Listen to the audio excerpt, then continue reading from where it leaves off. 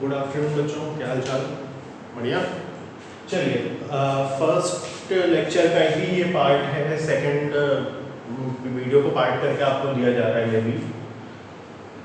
First lecture में उसी के आगे कंटिन्यू करते हैं। लास्ट वीडियो में आपको शायद ये मिला था कि charges are quantized in nature. इसकी हम लोग ने डिटेल स्टडी की थी और कंक्लूजन निकाला था Q is equals to N E. यहाँ तक की बात हम सब कर चुके थे, यहाँ तक आपको भी कोई दिक्कत नहीं थी, ठीक? और होपफुली अगर दिक्कत है तो आप डाउट पूछ सकते हो, डाउट सेशन होगा जब आप ये वीडियो देख लोगे तब, ठीक है? तो उसके लिए आप परेशान मत होना। फिलहाल charges are quantized in nature, Q is equals to N E. Q total charge था, N is number of charges and E stands for 1.6 into 10 raised to the power minus 19 coulomb, which is charge of 1 electron। यहाँ तक की बात हम कर चुके थे, कोई दिक्कत भी नहीं। फर्स्ट एक बेसिक सा न्यूमेरिकल उठा रहे हैं हम, आपका किया हुआ भी है, ठीक है? क्लास 10th का फर्स्ट न्यूमेरिकल आपने क्या किया था? How many charges are present in 1 coulomb of charge. How many charges और how many electrons are present in 1 coulomb of charge. यहाँ तक कि ये न्यूमेरिकल आपको करना है, आपके पास 2 मिनट है, जल्दी से आंसर फाइंड आउट कीजिए।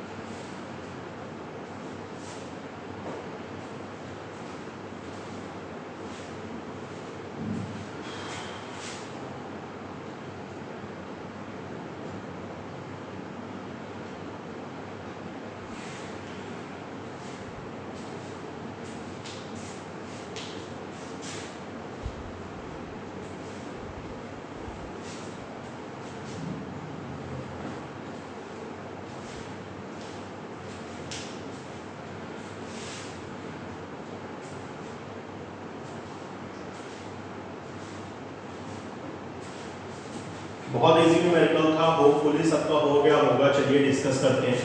हाउ मैनी चार्जेस या हाउ मैनी इलेक्ट्रॉन्स या how many protons are present in 1 coulomb of charge. आपको Q की वैल्यू गिवन है व्हिच इज 1 कूलम। आपसे पूछा गया N number of electrons, E आप जानते हो which is 1.6 into 10 power minus 19 coulomb. Formula आप सबके पास है, Q is equals to Ne, this is 1 is equals to N into 1.6 into 10 raised to the power minus 19. Thus we guys have 1 upon 1.6 into 10 raised to the power minus 19 number of electrons। यहाँ तक कोई दिक्कत नहीं होगी। अच्छा, basic सा question पूछता हूँ।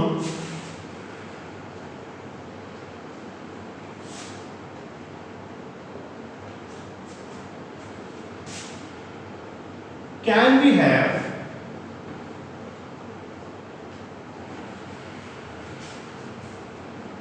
charge of any body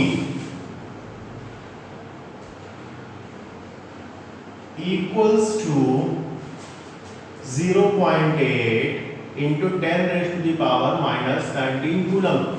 Can we guys have this value of charge of another body? क्या किसी बॉडी का इतना चार्ज पॉसिबल हो सकता है? कुछ सेकंड्स में आप आंसर दे सकते हो। Obviously we can't have this amount of charge. The reason is very simple यार। The charge of 1 electron is 1.6 into 10 raised to the power minus 19 coulomb। यार एक इलेक्ट्रॉन का चार्ज इतना है, तो क्या ये आधा इलेक्ट्रॉन ले लोगे क्या? आधा इलेक्ट्रॉन, चौथा इलेक्ट्रॉन, ये लेस देन 1 इलेक्ट्रॉन तो पॉसिबल नहीं है ना। किसी भी एटम में, किसी भी सिस्टम में, किसी भी बॉडी में कम से कम इतना चार्ज तो होना जरूरी है, आधा इलेक्ट्रॉन तो एग्जिस्ट नहीं करेगा ना। सो अगर कभी एग्जाम में या छोटे मोटे पेपर में या बोर्ड के एमसीक्यू में ऐसे क्वेश्चंस आते हैं, देन यू नो दैट कि आपको क्या करना है, इससे कम अमाउंट ऑफ चार्ज कभी भी एग्जिस्ट नहीं करेगा। Is that clear? ठीक है। फिफ्थ प्रॉपर्टी हमारी हुई थी charges are quantized in nature, वो देख लिया हमने। उसकी बेसिस पे एक दो छोटे छोटे क्वेश्चंस भी देख लिए, just a warm up questions.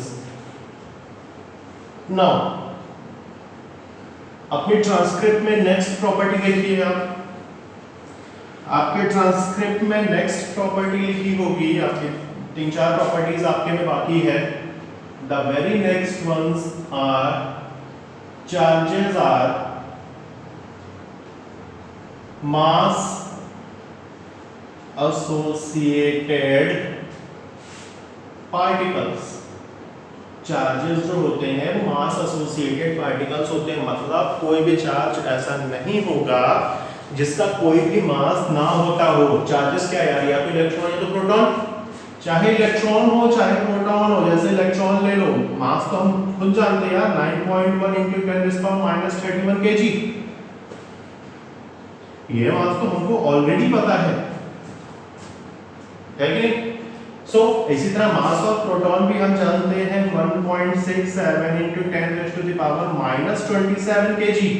जब ये दोनों बातें हमको पता है, ये दोनों बातें हम जानते हैं, और हम जानते हैं ये बात कि किसी भी कोई भी इलेक्ट्रॉन या कोई भी प्रोटॉन ऐसा नहीं हो सकता जिसका मास नहीं होता, वही बात तो यहां लिखा है।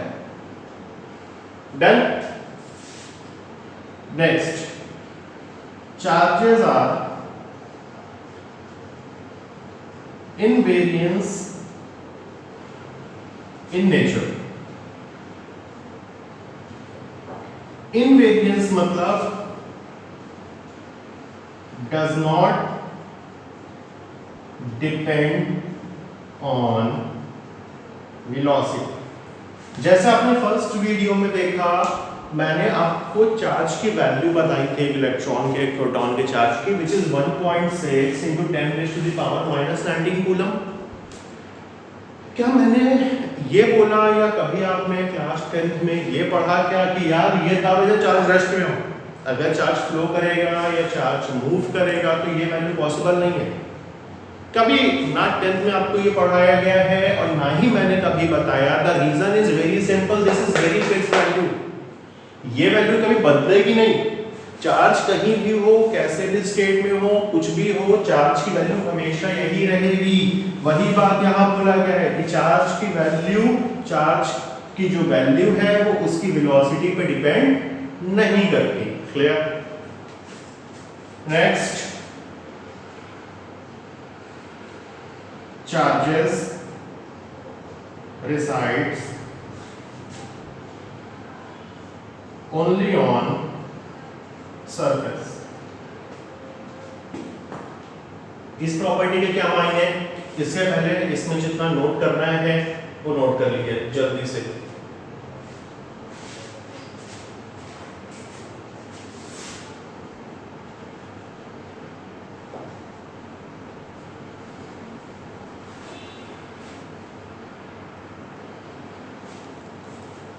आई होप गाइस आपका नोट हो गया होगा।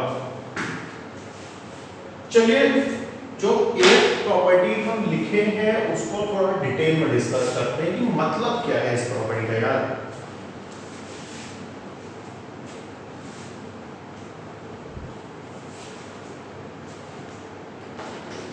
हमने एक प्रॉपर्टी पढ़ी, charges resides only on surface. एक केस दे रहा हूं मैं आपको। केस क्या है? आपको मैं दो स्फीयर ले रहा हूं, ठीक? This is our hollow sphere and this is our solid sphere। Alright, tip क्या है आपके लिए? मैं आपको बोल रहा हूं कि यार hollow sphere है तो ऑब्वियसली इसके सरफेस पे चार्ज होगा अकॉर्डिंग टू प्रॉपर्टी नंबर 8। मैंने बोला सॉलिड स्फीयर है तो ऑब्वियसली इसके सरफेस पे चार्ज होगा अकॉर्डिंग टू प्रॉपर्टी नंबर 8। मैंने एडिशनल लाइन आपको बोला कि यार सॉलिड सब्सटेंस को अगर हीट करो तो क्या वो अंदर से हीट नहीं होता? अंदर भी हीट होता है ना। मतलब कि अगर ये चार्ज यहाँ है, इसको चार्ज पास करो तो चार्ज अंदर भी तो जाएगा, मतलब चार्ज इसके अंदर जीरो पॉसिबल नहीं है। लेकिन वही हॉलो स्फीयर के अंदर चार्ज जीरो होता है, हम जानते हैं चार्ज इसके अंदर पॉसिबल नहीं हो सकता। अब दो बातें हो गई है। देखो पहली बात, charges resides only on surface, मतलब चार्ज हमेशा सरफेस पे ही रहेंगे। यहाँ पे दूसरी बात क्या बोल रहा है कि चार्ज इसके सरफेस पे जो है ट्रू, इसके भी सरफेस पे है ट्रू, इसके अंदर नहीं है, ओके प्रॉपर्टी सेटिस्फाइड। मुद्दा ये है यार, चार्ज इसके अंदर जीरो नहीं है, मतलब क्या ये बात गलत है? और अगर ये बात सही है तो क्या ये बात गलत है? Just think of it, actual में दोनों बातें सही है और दोनों बातें एक दूसरे को कॉन्ट्राडिक्ट नहीं कर रही है। कैसे? एक एग्जांपल लेते हैं। एग्जांपल क्या है, मान लीजिए आपके पास एक गोल बॉल है, हॉकी बॉल, मतलब जो बॉल अंदर से सॉलिड हो। मैंने आपसे बोला बेटा तुम्हारे पास एक बॉल है, अब तुम क्या करो, उसको ब्लेड से ऊपर की एक लेयर हटा दो बॉल की। अगर आप उस बॉल में से उसके ऊपर की लेयर हटाते हो, कोई फर्क पड़ेगा क्या? तब तो बॉल ही है, एक लेयर थिन हो गई होगी, ज्यादा कोई फर्क नहीं पड़ेगा। मैंने बोला बेटा मजा नहीं आ रहा है, 2-4 लेयर और हटाओ। तुमने कहा ठीक है सर, 2-4 लेयर हमने और हटाते चले गए, छीलते चले गए बॉल को, ब्लेड से छीलते गए। बॉल जब इतनी सी बची तब भी तो वो बॉल है यार, ऐसा थोड़ी है कि वो बॉल नहीं रही, वो तब भी उसी मटेरियल की बनी है, तब भी उसी शेप की है, सब कुछ वही है। मतलब कि अगर एक सॉलिड बॉडी है, it contains layer by layer. ये एक लेयर है, ये सरफेस है, इसके अंदर ये भी तो सरफेस है, उसके अंदर जाओगे ये भी तो सरफेस है, अगेन प्रोसीड करो, उसके अंदर ये भी सरफेस है, ये भी सरफेस है, सो ऑन, ये प्रोसेस चल रहा है। यही बात तो यहाँ क्या कहा गया, charge resides only on surface, वही बात तो वहां है। कंफ्यूज मत होना, ये छोटे छोटे से पॉइंट्स हैं जिसमें बच्चे बहुत गलत करते हैं, बहुत कंफ्यूज होते हैं कि सर ने तो बोला था चार्ज सरफेस पर रिसाइड करते तो अंदर कैसे, तो बच्चा अंदर भी सरफेस है, और अगर अंदर सरफेस है तो अंदर भी चार्ज रिसाइड करेगा। ये इस प्रॉपर्टी का एक्सप्लेनेशन था। इन शॉर्ट टिप क्या है, आप क्या याद रख सकते हो जस्ट फॉर योर मेमोराइजेशन, कि हॉलो स्फीयर के अंदर चार्ज की वैल्यू 0 होगी, जबकि सॉलिड स्फीयर के अंदर चार्ज की वैल्यू 0 पॉसिबल नहीं है। क्लियर? नेक्स्ट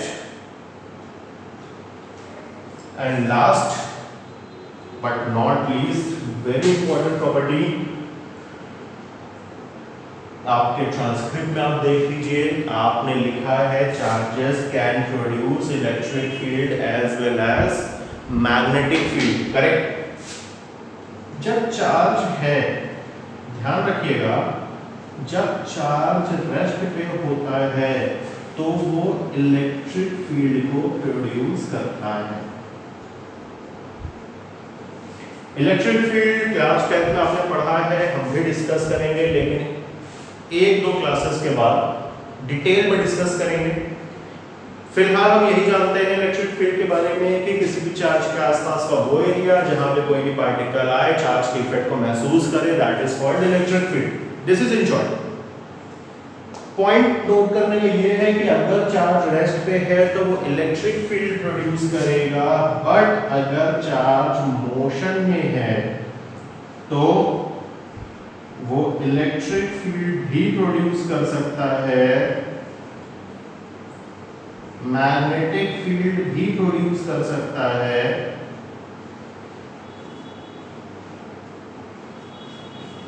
दोनों भी प्रोड्यूस कर सकता है। अगर आपका फर्स्ट वीडियो का आपको ध्यान हो, आपको मैंने सिलेबस डिस्कस किया था, तब मैंने आपको चैप्टर्स बोले थे वही चैप्टर्स की बात चल रही है, थोड़ा सा ध्यान दो। पहला चैप्टर आपका इलेक्ट्रोस्टैट्स, मतलब जब चार्ज रेस्ट पे हो। दूसरा चैप्टर आपका करंट इलेक्ट्रिसिटी, मतलब जब चार्ज मोशन में हो। तीसरा चैप्टर आपका magnetic effect of current and magnetism, मतलब जब चार्ज मोशन में हो तो वो मैग्नेटिक फील्ड भी प्रोड्यूस करेगा। फोर्थ चैप्टर आपका था उसके बाद EMI, AC and EM wave. EM wave मतलब इलेक्ट्रोमैग्नेटिक वेव, मतलब जब उसमें इलेक्ट्रिक फील्ड भी मौजूद हो और मैग्नेटिक फील्ड भी मौजूद हो। ध्यान दो, आपके सिलेबस में चार्ज की हर प्रॉपर्टी को डिस्कस किया गया। इलेक्ट्रोस्टैटिक्स में आप ये बातें कर रहे हो, करंट में चार्ज का फ्लो होगा ड्यू टू पोटेंशियल डिफरेंस, और उसके बाद के सब्सिक्वेंट चैप्टर्स में इलेक्ट्रिक फील्ड, मैग्नेटिक फील्ड और बोथ, हर एक बात आप डिस्कस करने वाले हो। चीजें टाइम बाय टाइम आएगी। फिलहाल इतनी बातें आपके लिए, वो आपके ट्रांसक्रिप्ट में नोट डाउन नहीं है, उसको नोट कीजिए।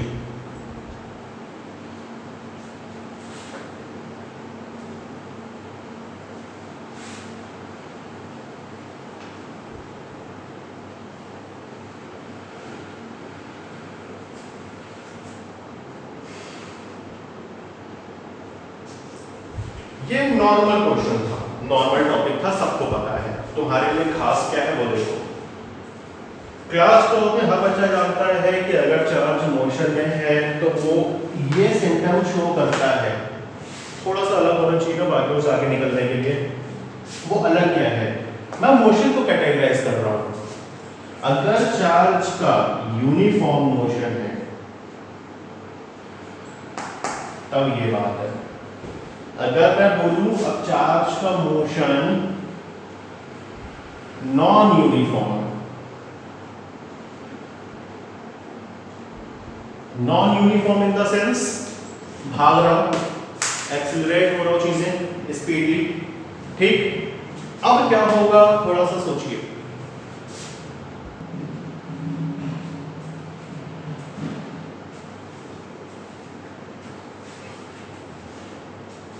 एडिशनल पॉइंट आपके लिए है कि अगर चार्ज मोशन में हो, नॉन यूनिफॉर्म मोशन हो, मतलब एक्सेलरेटेड मोशन हो रहा हो, तो क्या होगा।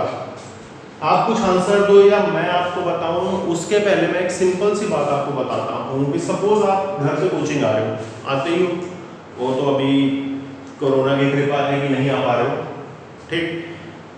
अगर आप टाइम से निकलते हो घर से, आपके पास टाइम है, आप आराम से आ सकते हो, चलते चलते आते हो, आराम से कोचिंग पहुंच गए, एनर्जी लॉस कम हुआ, ठीक।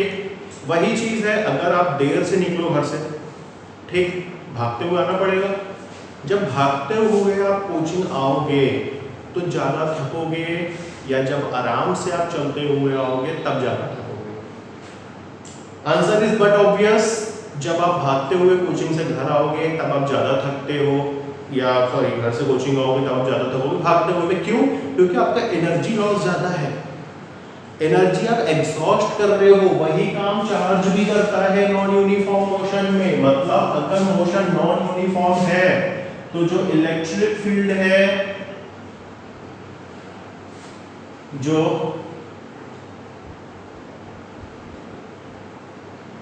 मैग्नेटिक फील्ड है, जो भी चीजें हैं वो एज इट इज रहेंगी, इसमें कोई दिक्कत नहीं है। बस फर्क क्या आएगा, प्लस एनर्जी का एमिट होना in a form of radiation. This is your extra point. Clear? Note down कीजिए कंप्लीटली। और यहाँ पे आपके जो भी चार्जेस हैं उनकी सारी प्रॉपर्टीज खत्म होती हैं, प्रॉपर्टीज ओवर। यहाँ तक कंप्लीट कीजिए, नोट डाउन, फिर आगे की बातें शुरू करते हैं। स्पीडली नोट डाउन कीजिएगा।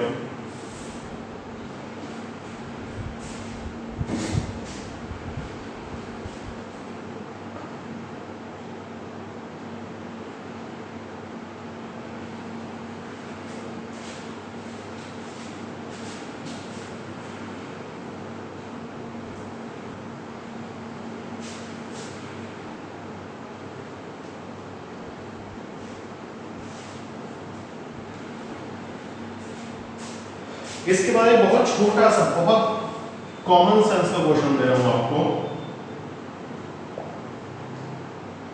If Q1 Q2 is greater than 0 where Q1 Q2 are two charges, then force between them is attractive or repulsive. अब आप सोच रहे हो सर फोर्स पूछ रहे हैं, फोर्स तो अभी सर ने पढ़ाया नहीं है, कूलम्स लॉ की बात ही डिस्कस नहीं हुई है, सर हमसे क्वेश्चन पूछ लिए, देन ट्रस्ट मी यार, इसमें दूर दूर तक कूलम्स लॉ यूज नहीं कर रहे, it's just a oral question, just a common sense question. अगर दो चार्जेस Q1 Q2 का मल्टीप्लिकेशन ग्रेटर देन 0 है तो दोनों के बीच जो फोर्स होगा वो अट्रैक्टिव होगा या रिपल्सिव होगा।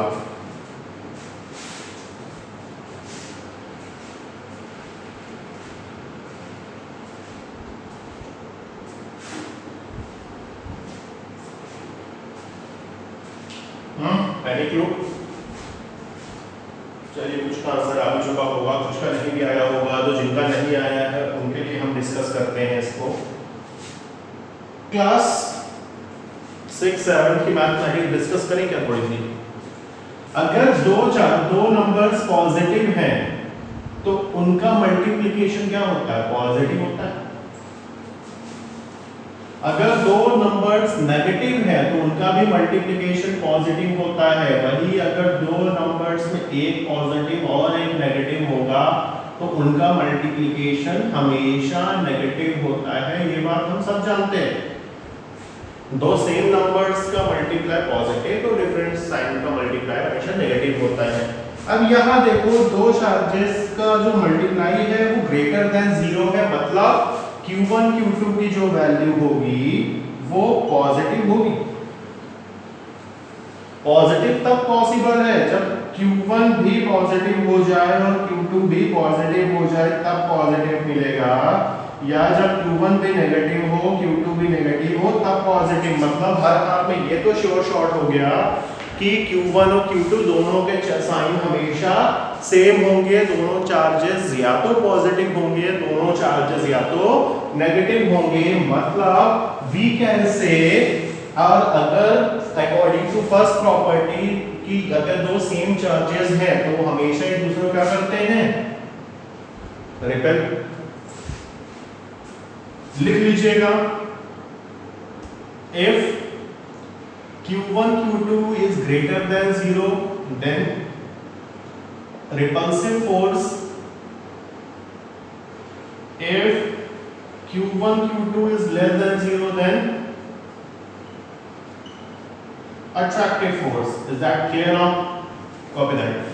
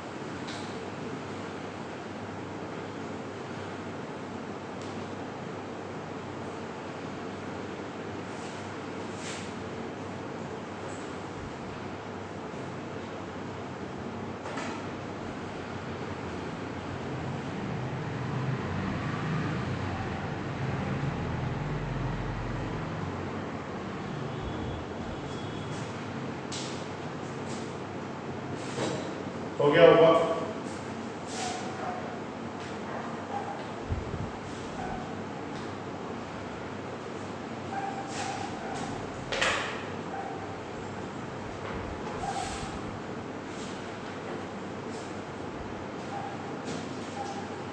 एक छोटे छोटे क्वेश्चन सॉल्व कर लेते हैं। If a body of mass 5 gram if a body of mass 5 gram contains 10 raised to the power 21 electrons, sorry, 10 raised to the power 21 atom, if one electron is removed from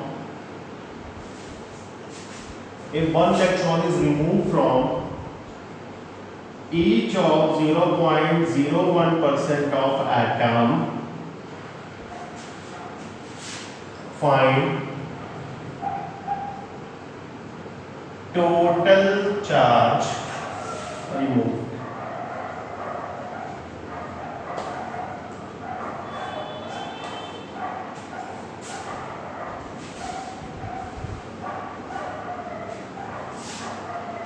I repeat, if a body of mass 5 gram contains 10 raised to the power 21 atoms, if one electron is removed from each of 0.01% of atom, find total charge removed.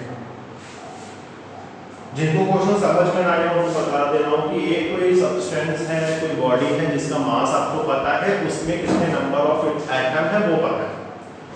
बोल रहा है इस जितने भी atom है इसका 0.01% निकाल लो और जितने एटम आए उसके हर एक एटम में से हर एक इलेक्ट्रॉन निकलना है।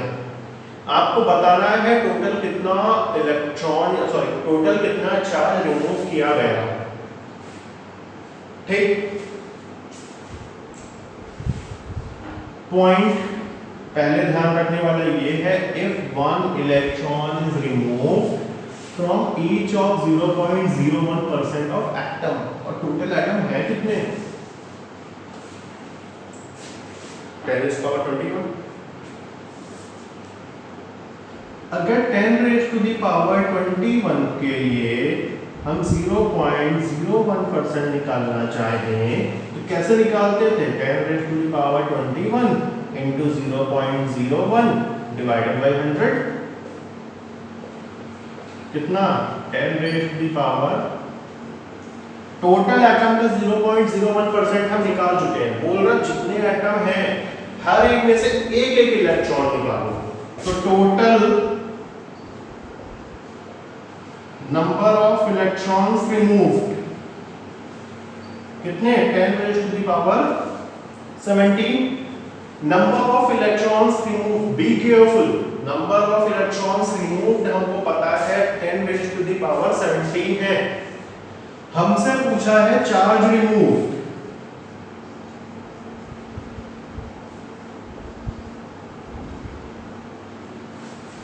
Total charge removed, number of electron into charge of one electron, total कितना चार्ज रिमूव हुआ? बात समझ में आया? कंप्लीट कीजिए।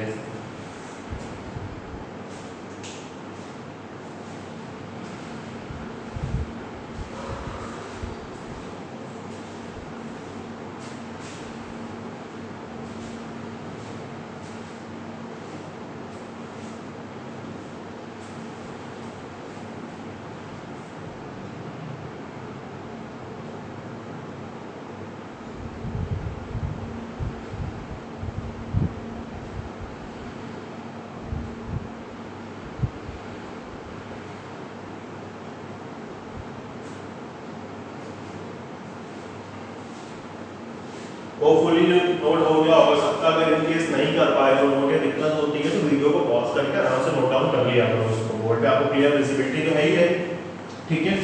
मैं नेक्स्ट क्वेश्चन को मूव ऑन कर रहा हूँ।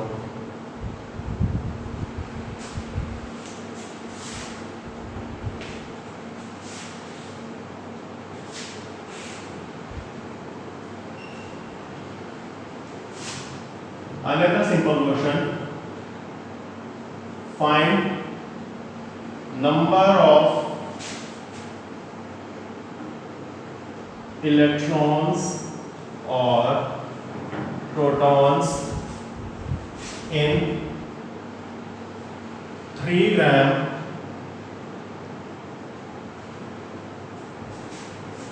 of copper coin. आपने अपने वीडियो को पॉज कीजिए और 2 मिनट इस क्वेश्चन को जल्दी से कीजिए, 2 मिनट दे रहा हूँ। अगर आपको जरूरत पड़े तो आप एडिशनल डेटा भी ले सकते हो। Additional data in the sense जैसे जानते हो atomic number of copper which is 29, atomic mass of copper which is 63.5, Avogadro number which is 6.023 into 10 raised to the power।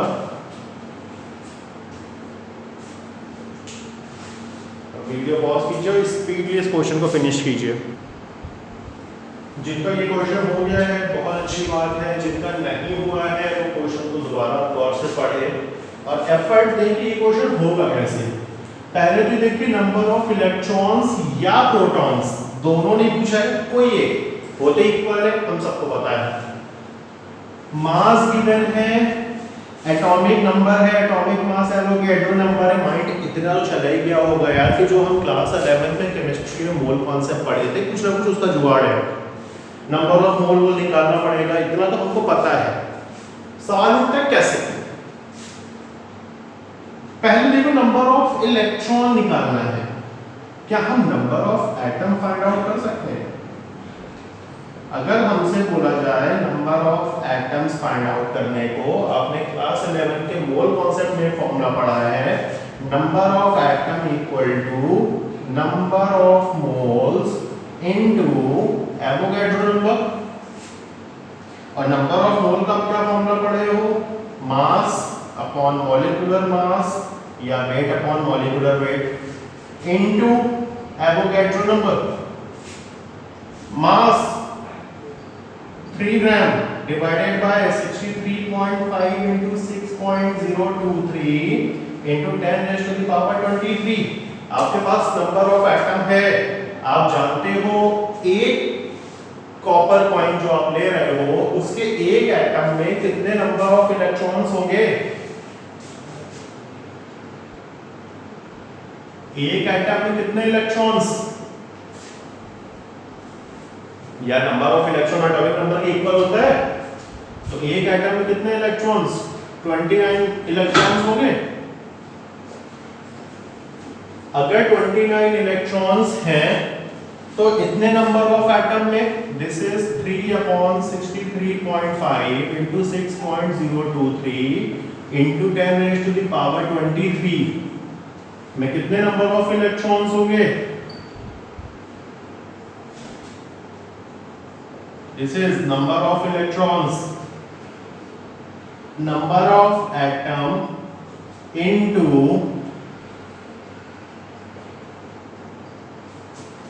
number of electron in one atom। This is your number of electrons and that would be your answer। Complete कीजिए।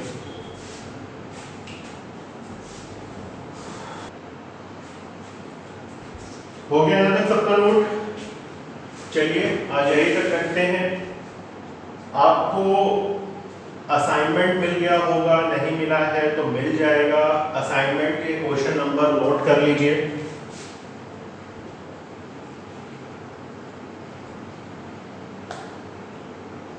Subjective part का question number 1, 2, 3 and objective part का question number 34 up to 34 नहीं, this is only 34।